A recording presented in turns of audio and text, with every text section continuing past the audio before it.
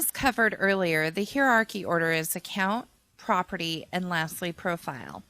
A property is data that's been organized according to certain settings. It could be a website, point of sales system, or a mobile application.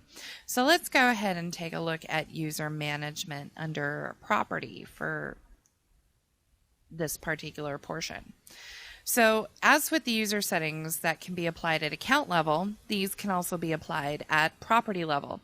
The process is exactly the same. So while we won't go over that again, it's important that you understand that this means you can assign certain users to specific web properties. For example, you may want your digital account manager to see all web properties, but perhaps the mobile manager may only have the permission to see data for the mobile application. Note that you will see the permissions and where they're assigned when you look at account level permissions. When you use permissions at one level, they will apply to subordinate levels of that same account. The main takeaway from this part right here that we're looking at, this is tracking info, is that this is where the tracking code lives. This area is also where you'd set up a new web property that you want to track in Google Analytics. If for some reason the site is updated and the tracking code's removed, this is where you could retrieve it.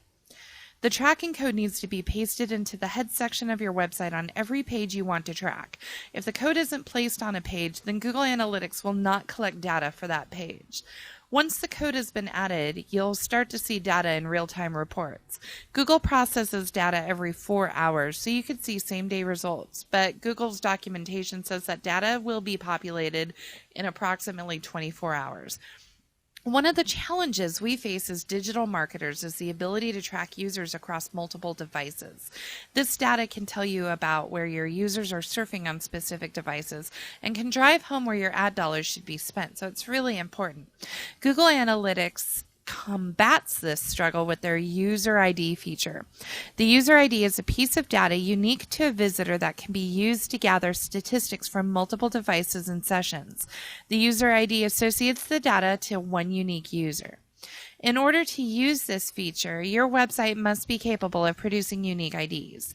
Once these IDs are created, there needs to be a method of assigning these IDs to users. This has to take place in the code of your site. Finally, these IDs need to be sent back to Google Analytics. Setting this up on the Google Analytics side is simple.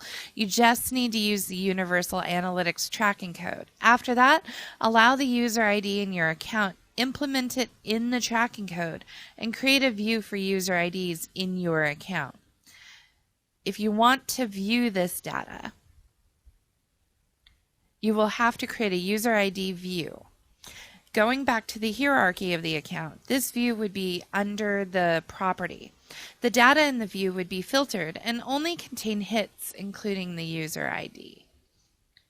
One of the most common questions asked about this particular feature is what happens when a user is not logged in? The answer to that is when a user is not logged in, Google Analytics defaults back to the client ID automatically because this ID is not unique. Since it isn't a unique ID, this results in a scenario where a user can have both a user ID and a client ID. Google ratifies this by using a process called session unification. The session unification feature associates hits with a user ID if they are in the same session, meaning if a user clicks around to part of a website prior to logging in, these hits will be associated with that user ID. Here's how to set it up. Enable user ID tracking. This is step 1, agreeing to the terms and conditions. You can't really go forward unless you do. So go ahead and click on and hit next step. Adding the correct JavaScript tracking code and then creating the user ID view of your data, which you can go ahead and push forward right there. Teaches you how to do your tracking code, and then after that you would just create the view ID and you'd be done. So let's go to session settings. Session settings are where you update how your visits are calculated in Google Analytics. These settings are a significant piece of analytics tracking. To fully understand session settings, you need to understand how Google Analytics works. Google Analytics receives hit-level data from the JavaScript code you put on each page. Google Analytics then calculates metrics passed on this initial data hit. The data hit is really just a GIF request that is sent to the servers with information about the hit. Part of the information includes visitor level data. Visitor level data includes information such as city, time, browser, and other metrics. But what is important to understand is that a session is made up of hits. A visitor can visit that website many, many times. When the visitor, however, visits more than twice, they become a returning visitor. Behind the scenes, when a user visits a website, Google Analytics looks for a cookie. If there isn't a browser cookie, Google Analytics makes one, and then the data gets sent to Google Analytics for processing. This means that if a user returns to the site within 30 minutes, the session continues. Of course, you can customize the session timeout handling in your Google Analytics settings to meet your particular business's needs. So, from here, we're going to go into organic search sources. And what that is organic search sources is a way to customize search engine recognition within Google Analytics. Google Analytics will report on traffic coming from almost all search engines, including Google, Bing, Yandex, Baidu, so on and so forth. All the major ones are covered.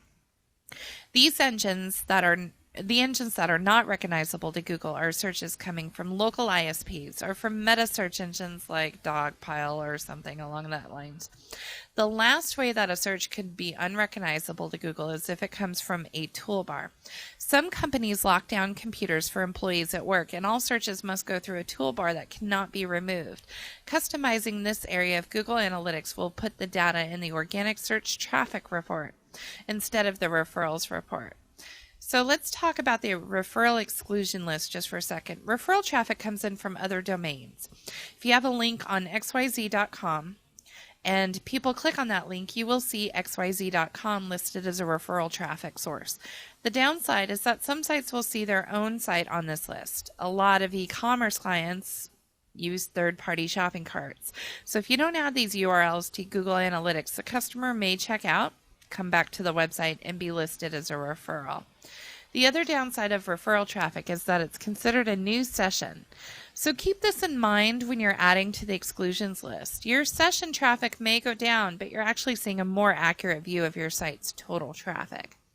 So from here, we're going to go into the search term exclusion list. Google Analytics tracks search terms that deliver traffic to your website.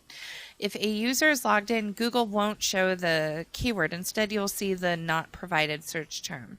With the search term exclusion list, you can choose terms that you do not want to see in your search term reports and have Google Analytics classify the traffic as direct. You may want to consider doing this for branded traffic. Google Analytics can be set up to track your social media properties. Using Google Analytics, you break down the data and see goals and metrics for users who arrived at your site using social media. Setting up analytics to track social is easy. Just go to the social settings in the admin area and input the URLs of your site's social media properties.